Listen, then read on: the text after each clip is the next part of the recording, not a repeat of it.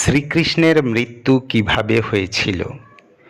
যাদব বংশের ধ্বংসের পরে একদিন শ্রীকৃষ্ণ একটি গভীর জঙ্গলে একটি গাছের নিচে গিয়ে বসেছিলেন। তখন জরা নামের এক ব্যাধ শিকার করতে জঙ্গলে এসেছিলেন। তখন শ্রীকৃষ্ণের রক্তবর্ণ চরণ দেখে হরিণ মনে করে তীর নিক্ষেপ করেছিলেন, যার ফলে শ্রীকৃষ্ণ নিহত হয়েছিলেন। তারপর জরা শ্রীকৃষ্ণকে দেখতে পেয়ে তার কাছে এসে ক্ষমা প্রার্থনা করেন।